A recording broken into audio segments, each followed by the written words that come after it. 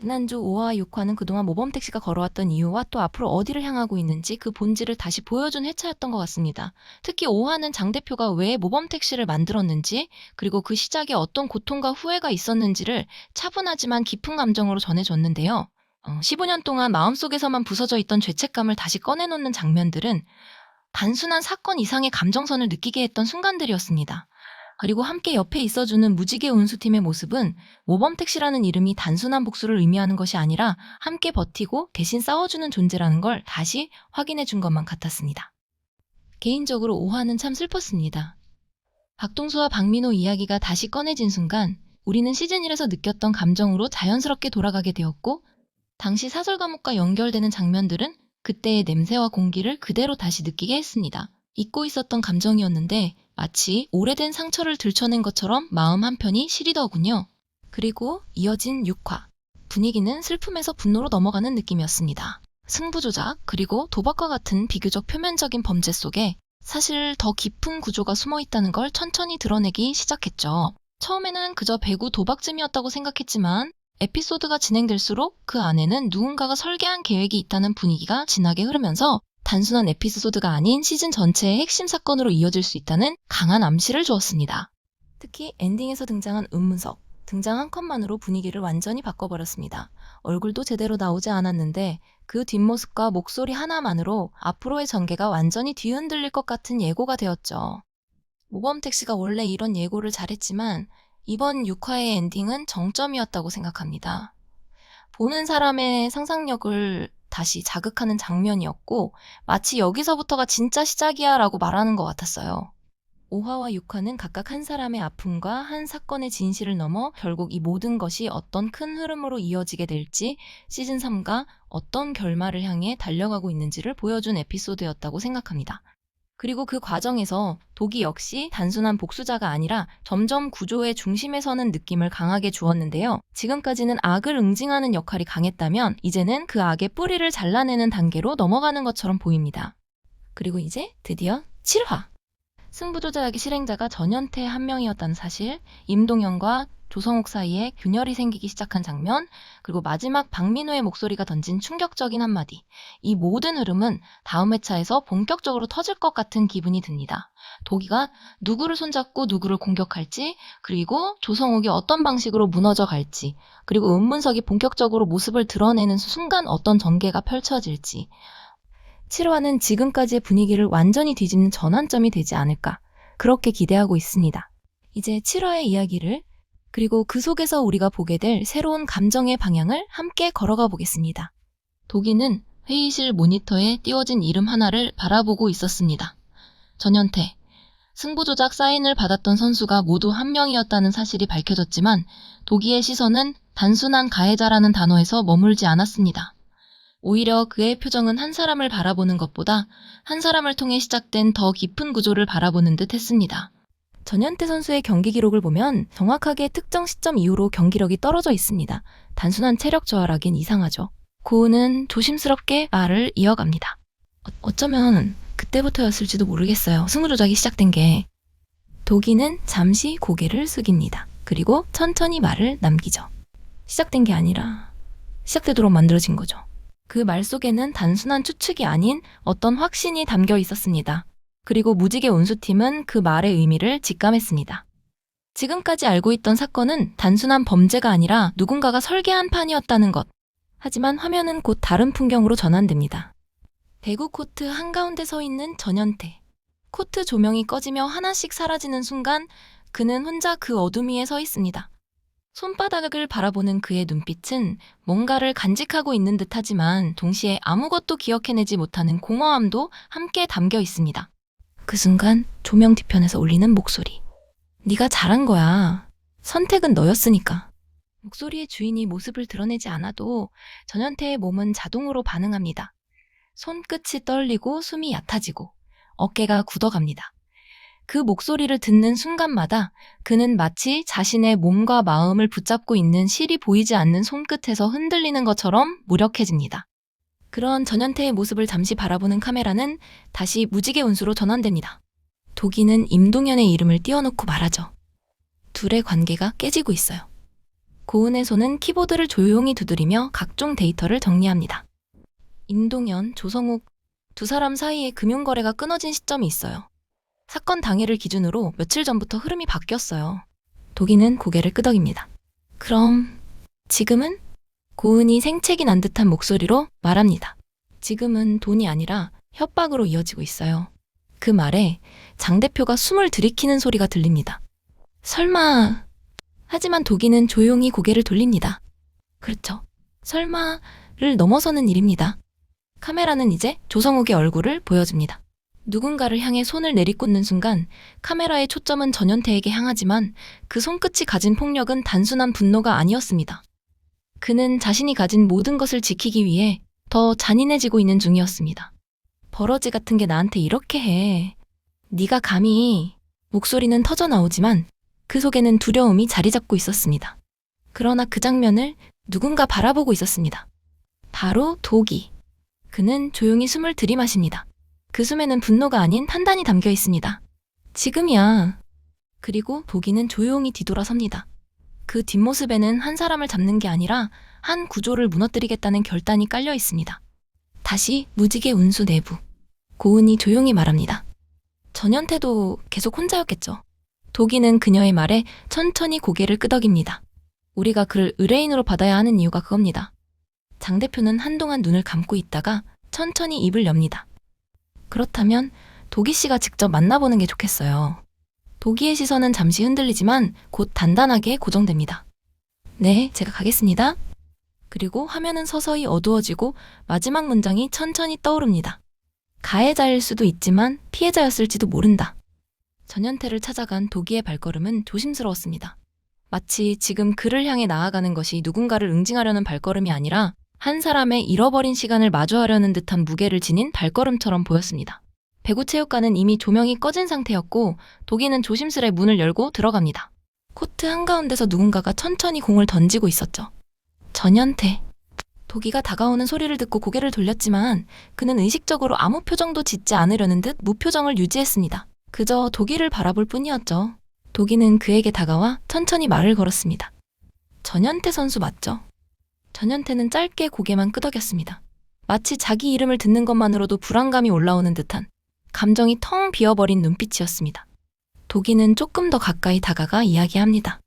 승부조작 사인, 당신이 모두 받았다는 말 맞나요? 순간 전현태의 눈동자가 미세하게 흔들립니다.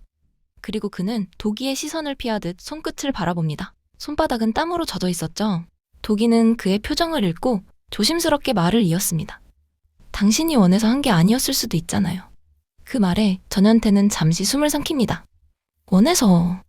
목소리는 낮았지만 그 안에는 감추고 있던 감정이 한꺼번에 터져나오려는 듯 흔들림이 있었습니다. 원한 게 아니면 뭡니까? 억지였습니까? 협박이었습니까? 도기는 어떤 답을 듣기 위해서가 아니라 전현태 스스로 진실을 바라볼 수 있게 하기 위해 묻는 듯 했습니다.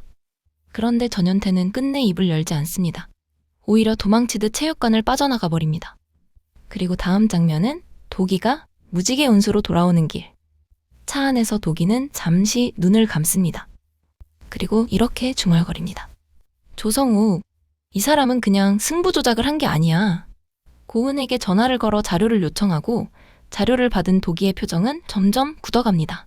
그때 전화 한 통이 울립니다. 임동현. 도기는 한숨을 내쉬고 전화를 받습니다. 임 사장님, 무슨 일이시죠? 전화 너머에서 들려오는 목소리는 평소의 당당한 말투가 아니었습니다. 오히려 점점 작아지는 목소리, 그리고 흔들리는 숨소리였습니다. 조성욱이 나한테 뭐라 했어요? 도기는 잠시 침묵한 뒤 말을 잇습니다. 그 사람은 지금 자신을 지키려고 누구든 버릴 준비가 되어 있어요. 임동현의 숨소리가 거칠어지고 그는 한마디를 던집니다. 도기씨, 나한테 도와달라고 말하지 않겠어? 그 말은 단순한 부탁이 아니었습니다. 도기에게 건네는 절박함이었고 동시에 마지막 희망처럼 보였습니다. 도기는 잠시 말이 없었지만 결국 조용히 대답합니다. 우리가 도울 겁니다. 다시 장면은 무지개 운수 회의실. 도기는 자리에서 일어나 팀원들을 바라봅니다. 임동현, 전현태, 이제 둘 모두 우리 편이 될 수 있습니다. 장 대표는 회의실 밖의 어둠을 바라보며 천천히 고개를 끄덕입니다. 그렇다면 이번 판은 우리가 만들어야겠군요. 고은은 이미 손이 키보드를 달리고 있습니다. 승부조작 시스템의 핵심은 경기장 밖에 있지 않아요. 도기 씨 말처럼 안쪽에서 흔들어야 합니다. 도기는 다시 확신에 찬 눈빛으로 말합니다. 조성욱을 혼자 만들지 않았다는 확신이 더 커졌어요. 이 사람 상위 조직이 있습니다. 장 대표는 멍하니 그 한 문장을 듣습니다. 상위 조직. 도기는 한 단어씩 끊으며 말합니다. 그리고 우리가 찾는 사람은 아직 등장하지 않았습니다. 도기는 자리에서 일어나 외투를 집어들고 나갑니다. 그리고 마지막에 이렇게 말합니다. 이제부터 본격적으로 시작됩니다. 조명이 꺼지고 화면은 다시 어둠 속으로 들어갑니다.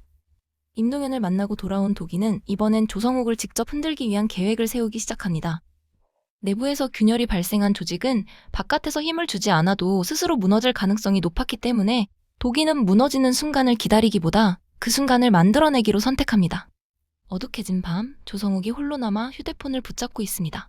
누군가에게 전화를 걸려고 하지만 손가락이 떨려 숫자를 제대로 입력하지 못합니다. 마치 어떤 공포가 전화번호 하나까지도 흔들어 놓는 것처럼 조성욱의 표정은 점점 무너져 내립니다. 바로 그때 휴대폰 화면이 울립니다. 전화의 발신자 이름은 보이지 않지만 조성욱은 본능적으로 그 번호가 누구인지 알아챈 듯한 표정을 지어냅니다. 전화를 받는 순간 짧은 숨이 멎는 소리가 들립니다. 그리고 스피커에서 낮고 차분한 목소리가 흘러나옵니다. 안녕? 난 박민호야. 그 한마디. 그 말은 조성욱의 모든 방어막을 무너뜨립니다. 손에서 휴대폰이 그대로 바닥으로 떨어지고 조성욱은 숨을 깊게 들이마시지도 뱉지도 못한 채 그대로 그 자리에 얼어붙어 버립니다. 마치 죽은 사람에게 전화가 걸려온 것처럼 현실이 흔들리는 공포가 그의 얼굴 위에 선명하게 드러납니다. 그러나 그 전화를 건 사람은 박민호가 아니었습니다. 도기. 고은과 함께 조성욱의 심리를 무너뜨리는 가장 강력한 한마디를 준비한 것이었죠. 도기는 차 안에서 조용히 고개를 떨굽니다. 우린 이제 그의 마음을 잡았습니다. 말은 조용했지만 그 안에는 단호한 확신이 담겨 있었습니다. 그리고 화면은 전현태로 전환됩니다. 체육관 라커룸 안, 혼자 벤치에 앉아있는 전현태는 도기가 건넸던 말들을 되새겨봅니다. 원해서 한 게 아니었을 수도 있다. 그 문장이 머릿속에서 끊임없이 반복됩니다. 그때 체육관 문이 다시 열립니다. 임동현이 들어옵니다. 두 사람은 잠시 서로를 바라보며 말없이 인사를 나누지만 그 사이에는 오래된 죄책감과 두려움이 공존하고 있습니다. 임동현은 낮은 목소리로 묻습니다. 너도 무서웠냐? 전현태는 대답 대신 고개를 끄덕입니다. 눈가가 약간 붉어진 듯 보입니다. 임동현은 눈을 감고 말합니다. 그 사람 우리가 죽인 게 아니야. 전현태의 눈이 크게 흔들립니다. 사람 죽은 거 아니었어. 전현태는 도기의 말이 갑자기 떠오릅니다. 가해자일 수도 있지만 피해자였을지도 모른다. 그 순간 무지개 운수 사무실의 화면에는 조성욱의 계좌 움직임이 다시 나타납니다. 고은이 데이터를 분석하며 말합니다. 이건 단순 도박이 아니에요. 장 대표는 모니터를 바라보며 조용히 묻습니다. 그 사람 위에 누가 있는데요? 고은은 다시 키보드를 두드리며 목소리를 낮춥니다. 어떤 자금이 계속 흘러가고 있어요. 도기가 화면을 바라보며 말합니다. 상위 조직이 있습니다. 장 대표의 눈빛은 흔들리지만 동시에 확신으로 굳어집니다. 그럼 이번 진짜 적은 도기가 고개를 들며 말합니다. 아직 등장하지 않았습니다. 그리고 동시에 화면은 어느 투견장의 내부로 넘어갑니다. 짙은 그림자 속에서 한 남자의 뒷모습이 보입니다. 그는 투견장을 바라보며 담배를 피워 물었습니다. 그리고 느릿하게 말합니다. 오늘도 개 한 마리 들어오네. 은문석. 얼굴은 보이지 않았지만 목소리만으로도 장면은 완전히 얼어붙습니다. 도박, 승부조작, 불법 자금. 이 모든 흐름의 끝에 서 있는 남자. 그리고 화면은 다시 도기로 전환됩니다. 도기는 어둠 속에 서서 전화기를 바라보며 말합니다. 성우가 조만간 얼굴 보자. 그 말이 끝난 순간 장면은 완전히 어둠 속으로 꺼져갑니다. 그리고 단 하나의 문장만이 천천히 뜹니다. 이제부터가 진짜다. 모든 진실은 마지막 순간에 드러나는 것이 아니라 사실은 이미 오래전부터 조금씩 모습을 드러내고 있었는지도 모릅니다. 그 진실을 발견하지 못했던 건 우리가 보려고 하지 않았기 때문이거나 혹은 누군가가 보지 못하도록 계속 눈을 가리고 있었기 때문일지도 모르죠. 이번 사건도 그렇습니다. 단순히 한 선수의 승부 조작으로 시작된 줄 알았던 사건이 사실은 누군가의 의도 아래 움직이고 있었다는 사실, 그리고 그 의도는 누군가가 침묵하는 것만으로도 이미 완성될 수 있었던 오래된 설계였다는 것. 모범택 씨는 늘 그런 진실들을 마주해왔고 이번 역시 매우 익숙한 싸움이지만 동시에 전혀 다른 방향으로 흘러가고 있는 싸움이기도 합니다. 이제 도기와 무지개 운수팀은 누가 범죄를 저질렀는가 라는 단순한 사실보다 누가 범죄를 계획했는가라는 질문을 향해 가고 있습니다. 그리고 그 질문의 끝에는 결국 가장 큰 권력과 가장 어두운 이익이 존재한다는 것을 의미합니다.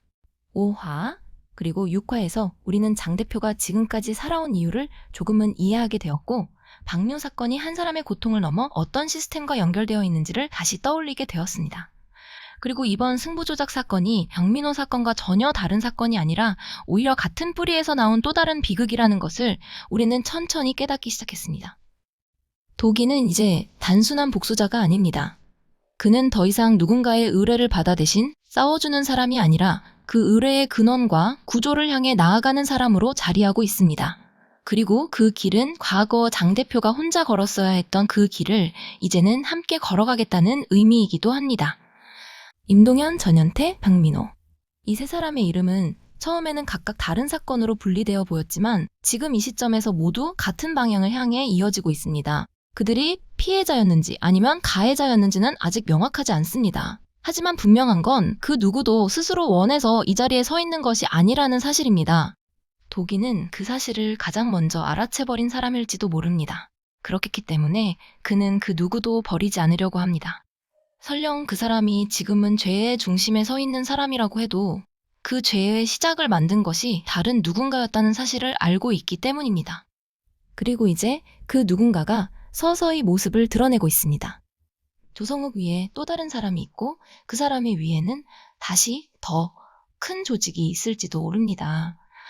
그리고 그 조직 안에는 우리가 아직 보지 못한 더 거대한 힘과 어둠이 숨어 있을 것입니다.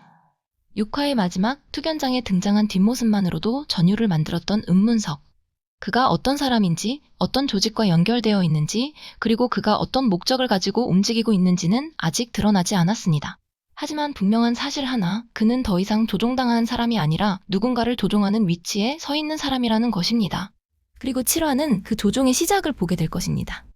임동현과 전현태가 도기와 손을 잡게 된다면 조성욱의 판은 더 이상 유지될 수 없습니다. 그리고 조성욱이 무너지는 순간 그 뒤에 있는 은문석이 얼굴을 드러내기 시작할 것입니다. 도기는 이미 그 사실을 알고 있습니다. 그래서 그는 마지막에 이렇게 말했겠죠. 성우가 조만간 얼굴 보자. 그 말은 단순한 경고가 아닙니다. 전쟁이 시작됐다는 선언이자 진짜 적을 향한 첫 번째 호출일지도 모릅니다. 그리고 이제 우리는 7화를 기다리게 됩니다. 도기가 어떤 방식으로 이 사건을 흔들고 누구를 자신의 편으로 만들고 누구를 향해 칼끝을 겨누게 될지, 그리고 무엇보다 은문석이 어떤 악을 드러내게 될지. 다음 화가 기다려지는 이유는 단순합니다. 모범택시 3는 지금 가장 깊은 어둠 속으로 들어가고 있기 때문입니다. 그리고 그 어둠 속에서 누군가는 반드시 다시 걸어 나와야 할 테니까요.